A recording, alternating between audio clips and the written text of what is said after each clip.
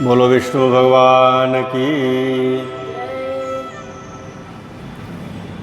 वैशाख मास की कृष्ण पक्ष की एकादशी का महात्मा आप इस चैनल को देख रहे हैं तो सब्सक्राइब कर दीजिए, लाइक कर दीजिए और कमेंट कर शेयर कीजिए। ज़्यादा से ज़्यादा शेयर कीजिएगा तो ज़्यादा से ज़्यादा लोगों के पास वैशाख मास की कृष्ण पक्ष की एकादशी का महात्मा की कथा लोगों के पास पहुंचेगा। तो एक बार युधिष्ठिर जी ने भगवान श्री कृष्ण से पूछा कि वासुदेव, आपको मैं नमस्कार करता हूँ और आपसे मैं वैशाख मास के कृष्ण पक्ष में किस नाम की एकादशी होती है उसकी महिमा को आपसे सुनना चाहता हूँ। कृपा करके आप मुझे बतलाइए। कि राजन, वैशाख कृष्ण पक्ष की एकादशी बरुथिनी के नाम से प्रसिद्ध है। बरुथिनी यह इस लोक और परलोक में, इस लोक में और परलोक में भी सौभाग्य प्रदान करने वाली बरुथिनी। बरुथिनी के व्रत से ही सदा संख्य का लाभ और पाप की हानि होती है और यह समस्त लोगों को भोग और मोक्ष प्रदान कर देता है। बरुथिनी के ही व्रत से मंधाता तथा धुंधुमार आदि अनेक राजा स्वर्ग लोक को प्राप्त हुए। जो 10,000 वर्ष तक तपस्या करता है उसके समान ही फल बरुथिनी के व्रत से ही मनुष्य प्राप्त कर लेता है।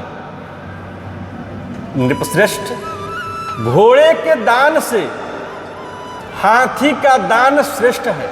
भूमि दान उससे भी बड़ा श्रेष्ठ है और भूमि दान से भी अधिक महत्व तिल दान का है और तिल दान से बढ़कर स्वर्ण दान और स्वर्ण दान से बढ़कर अन्न दान, क्योंकि देवता, पितर तथा मनुष्य को अन्न से ही तृप्त होती है। और विद्वान पुरुषों ने कन्यादान को भी अन्नदान के ही समान बताया है। तो कन्यादान के तुल्य ही धेनुका दान है। तो यह साक्षात भगवान का कथन है। ऊपर बताए हुए सारी बातें दोनों से बड़ा विद्यादान है। मनुष्य बरुथिनी एकादशी का व्रत करके विद्यादान का भी फल प्राप्त कर लेता है। जो लोग पाप से मोहित होकर कन्या के धन से जीविका चलाते हैं वे पुण्य का क्षय होने पर यातनामय नरक में जाते हैं। इसलिए सर्वथा प्रयत्न करके कन्या के धन से बचना चाहिए। उसे अपने काम में नहीं लाना चाहिए। जो अपनी शक्ति के अनुसार आभूषणों से विभूषित करके पवित्र भाव से कन्या का दान करता है उसके पुण्य की संख्या बताने में चित्रगुप्त भी असमर्थ है। तो बरुथिनी एकादशी करके भी मनुष्य उसी के समान फल प्राप्त करता है। व्रत करने वाला वैष्णव पुरुष दशमी तिथि को कांस, उड़द, मसूर, चना, कोदो, साग, मधु, दूसरे का अन्न, 2 बार भोजन तथा मैथुन, इन 10 वस्तुओं का परित्याग कर दे। एकादशी को जुआ खेलना, नींद लेना, पान खाना, दातुन करना, दूसरे की निंदा करना, चुगली करना, चोरी करना, हिंसा करना, मैथुन, क्रोध तथा असत्य भाषण, इन 11 बातों को त्याग देना चाहिए। द्वादशी को कांस, उड़द, श्राव, मधु, तेल, पतितों से